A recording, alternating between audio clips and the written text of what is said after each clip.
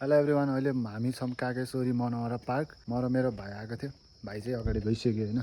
यहाँको राम्रो लागेको चिज भने चाहिँ पिकनिक गर्नको लागि यस्तो ठाउँहरू पनि राखिदिएको रहेछ यहाँनिर। लाइटको पनि राम्रो व्यवस्था छ। अनि अर्को कुरा भनेको पार्कमा खाने पानीको नि राम्रो व्यवस्था छ होइन। त्यस पानी चाहिँ आउँछ, खाना लाइटको पनि छ होला मेबी। अनि हजुरहरूले देख्न सक्नुहुन्छ कागको ठुलो शालिग। अनि अहिलेको रिसेन्ट टाइममा ग्रिनहरू यस्तो बवाल दामी ग्रिनहरू देखिरहेछ यहाँबाट। सो त्यही नै हो, हजुरहरू पनि भिजिट गर्न सक्नुहुन्छ। यदि कपल्स आउनुहुन्छ, यदि तपाईँ गर्लफ्रेन्ड या बोयफ्रेन्डसँग आउनुहुन्छ भने चाहिँ मजाले बसेर भ्यू इन्जोय गर्ने ठाउँ पनि छ यहाँनिर, बस्ने ठाउँ। त्यही नै हो, हामी चाहिँ यहाँ आएको थियौँ, एकदम राम्रो लाग्यो। 4:30 भयो, अब हामी चाहिँ घर जानु लाग्यो यहाँबाट। सो त्यही नै हो, राम्रो छ ठाउँ, ओभरअल ठाउँ एकदम बवाल छ। अब यहाँ बसिरहेको छ। यो कस्तो लाग्यो भन्दा भाइ तँलाई? राम्रो लाग्यो?